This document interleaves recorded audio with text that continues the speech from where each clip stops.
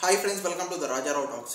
Shivraj Kumar and Prabhudeva గారు main లీడ్గా act చేసిన Karnataka and దమానక ఇది మార్చిలో అక్కడ రిలీజ్ అయింది. ఇప్పుడైతే తెలుగులో డబ్ చేసి రిలీజ్ చేశారు. అదే పేరుతో ఇది రిలీజ్ చేశారు. తెలుగులో పేరు అయితే పెట్టలేదు.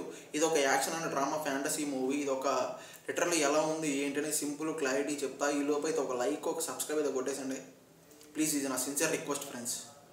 కొట్టేశారు కదా, థ్యాంక్ యూ. ఇంకా మన బేసిక్ కాన్సెప్ట్ ఏంటంటే ఒక కర్ణాటక ఒక ఉత్తరాంధ్ర ప్లేస్లో ఏంటంటే ఎప్పటి నుంచో ఆ విలేజ్లో వర్షాలు పడక ఎన్నో ప్రాబ్లమ్స్ కష్టాలు అయితే ఫేస్ చేస్తూ ఉంటారనమాట.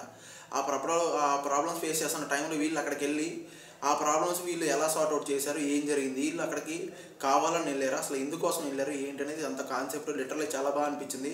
ఇంకా సినిమా ఎలా ఉంది ఏంటంటే మాట్లాడుకోవాలనుకుంటే సినిమా అయితే లిటరల్లీ చాలా బాగుంది ఫ్రెండ్స్. ఇంకా శివరాజ్ కుమార్ అన్న కానీ ప్రభుదేవ అన్న కానీ వీళ్ళిద్దరు కామెడీ టైమింగ్ కానీ వీళ్ళు ఉన్న ప్లేస్లో ప్రతిసారి కూడా చాలా బాగా అనిపిస్తుంటుంది కామెడీగా.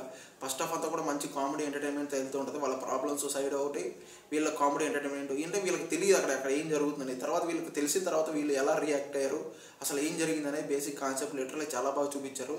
సెకండ్ హాఫ్ మొత్తం కూడా ఒక ఎంటర్టైన్మెంట్, ఒక యాక్షన్ అండ్ ఎమోషనల్గా అయితే వెళ్తూ ఉంటుంది. లిటరల్లీ చాలా బాగా ఎంజాయ్ చేస్తాం. వీళ్ళిద్దరు ప్రభుదేవ గారి తన డ్యాన్స్ కానీ తన కామెడీ టైమింగ్ కానీ తన యాక్టింగ్ లిటరల్లీ చాలా బాగా చేశారు. ఇంకా శివరాజ్ కుమార్ అన్న కూడా ఆయనతో కూడా కామెడీ అయితే ట్రై చేశారు. వీళ్ళిద్దరు కామెడీ చాలా బాగా అనిపించింది.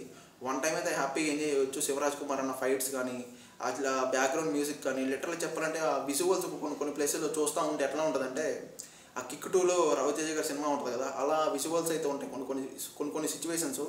నాకైతే అలా అనిపించింది పర్సనల్గా. మరి మీరు చూస్తే మీకు ఎలా అనిపించింది నాకు చెప్పండి. ఈ సినిమా అయితే హ్యాపీగా ఫ్యామిలీతో కూడా చూడవచ్చు ఫ్రెండ్స్, నో ప్రాబ్లం. ఓకేనా? ఎటువంటి మసాలా స్క్రాప్ అయితే లేదు. నా రివ్యూ నచ్చితే ఒక లైక్ ఒక సబ్స్క్రైబ్ కొట్టేసండి. Thank you.